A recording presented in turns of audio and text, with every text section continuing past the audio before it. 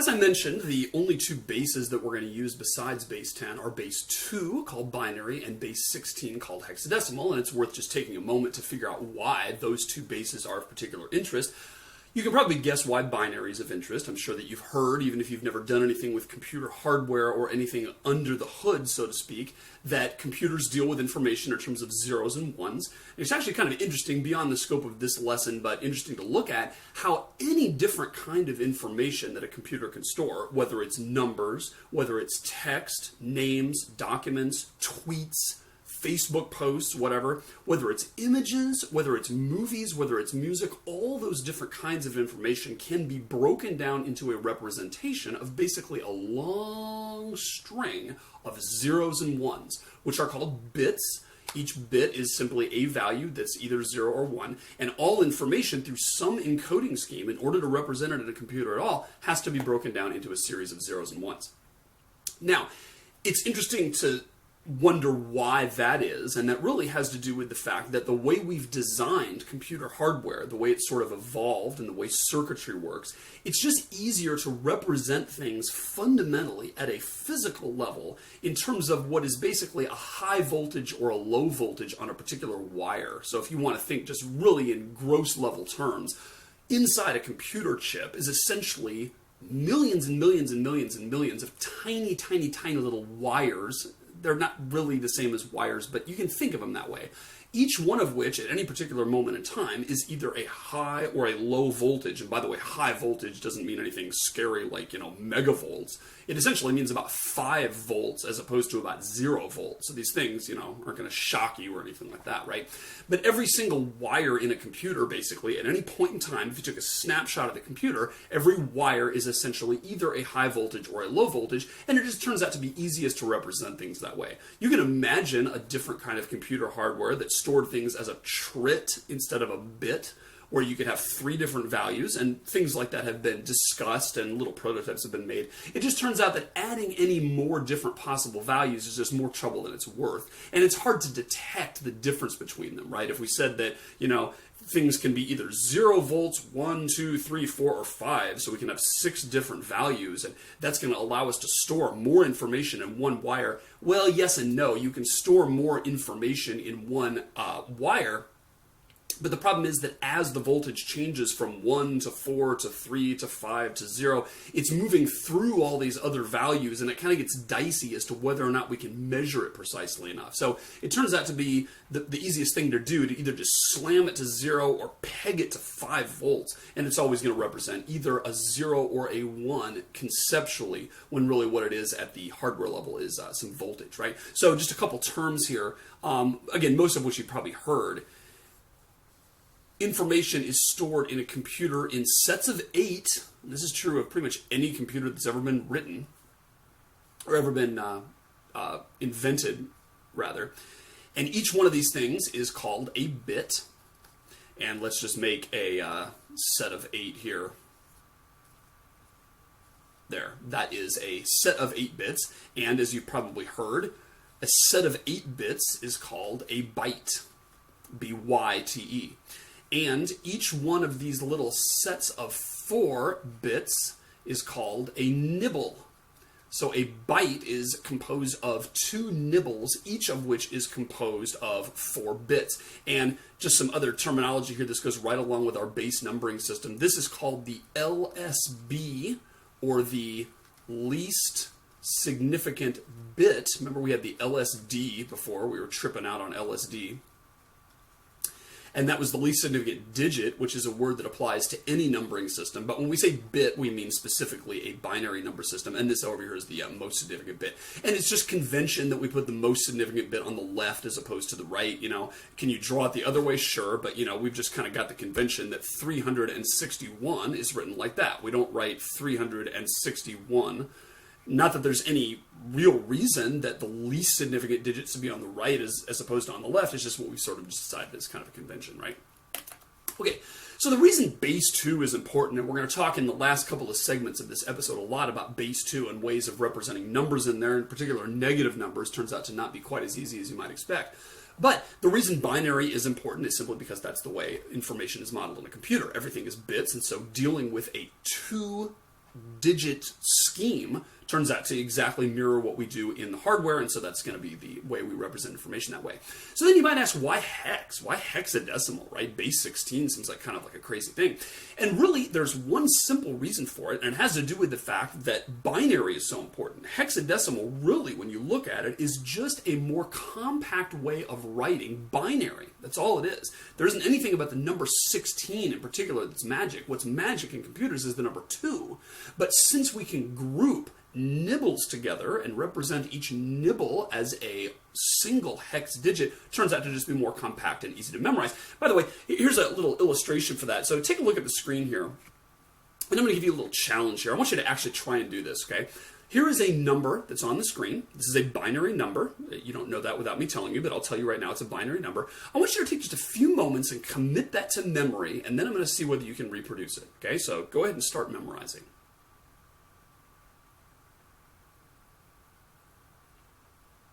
All right, so hopefully you've taken just a few seconds to do that, and I'm going to sweep it away, and we'll talk about other things now, like, how about them Redskins and da-da-da-da. Okay, now, test is time. I want you to now reproduce the number for me. See if you can say it out loud to yourself. Stop the video while you do it. And now, let's see how you did. There is the number again.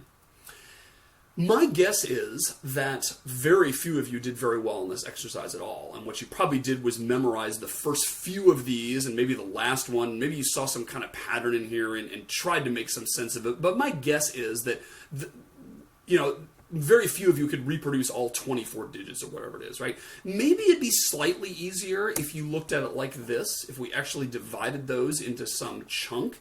And actually, psychologists call this phenomenon chunking. This is actually a really, really important find in cognitive science, where people learned, and it's really not rocket science when you think about it, but just to complete the point, it is much, much, much easier to process and remember and retain and reproduce information when you manage it in larger chunks.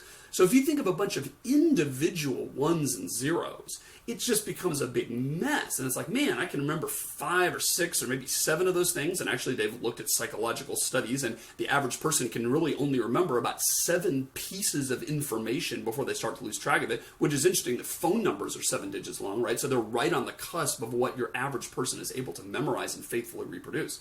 But if you take all those bits of information and are able to chunk them, and that's actually the cognitive science term, into less granular pieces of information, it's a lot easier to remember, right? So trying to remember a bunch of letters is a lot harder than trying to remember a few words, which may be the same number of letters, because you can memorize it a word at a time, right? So let's do this little exercise here. I'm going to give you another one. I want you to memorize this number. This is a hex number, so take a few moments and commit that to memory. All right, now I'm going to whisk it away.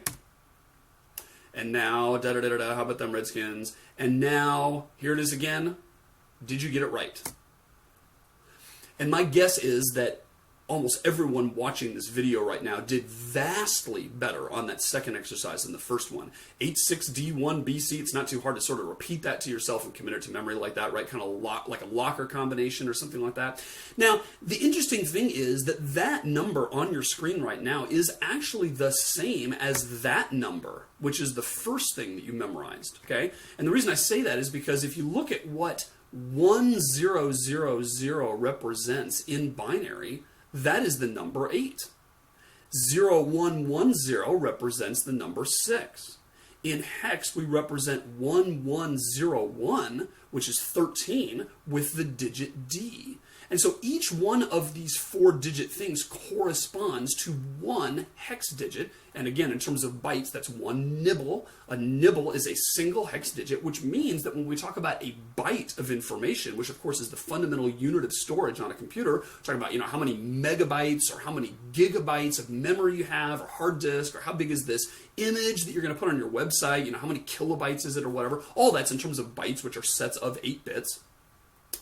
And that translates exactly into 2 hex digits. And so that is essentially the reason that hexadecimal is an important number system, is it's simply easier to remember all those different things. So one thing that's definitely worth your while is going through the chart and memorizing for each bit pattern, and there's only 16 of them, right? what hex digit goes with it. So you can immediately look at 0100, and you know that's 4. 1001, that's 9. 1110, that's E. 0001, that's 1, and memorizing all those different patterns, and then it just becomes much easier when you're dealing with anything to do with hardware or operating systems or looking at the dump of a stack trace or of an image or any kind of information you're storing, because oftentimes we represent it cleanly as 2 hexadecimal digits. Notice, by the way, that this trick would not work with decimal, right? So if I have the byte 11001110, that again is C and E. That just happens to be what those two things are, right? And so the reason that this works out like this is because 16 is an even power of 2. It's 2 to the 4th. Which means that when I have, room to hold 16 different values, that exactly precisely occupies 4 bits. Which means that the very next thing I roll over to when I go to my 17th value is exactly the 5th bit here from the right. And that's why it works out exactly even like that. In decimal, it doesn't work out like that at all, right? Because decimal, we would go from 0000 up to 1001. This is in decimal, if that's a binary number. We write this as the number 0. We write this as the number 9, right? So this is our lowest digit in decimal, and this is our highest digit in decimal. Now, if I add 1 to this, I don't get anything in the next nibble. What I get is 1010, right? That's how we represent 10 in base 10. All these numbers over here are base 10. And so it's hopelessly muddled there together, right? I can't extract cleanly 1 hex digit from a list of binary bits and say, those 4 are 1 hex digit, the next 4 are a next hex digit, the next 4 are the next one. It doesn't work that with base 10 or anything that's not an even power of 2, because they're just sort of hopelessly tangled up in there, right? Which is why we don't use decimal oftentimes when we're talking about the content of digital information. We instead use hexadecimal, and it's simply because it's cleaner.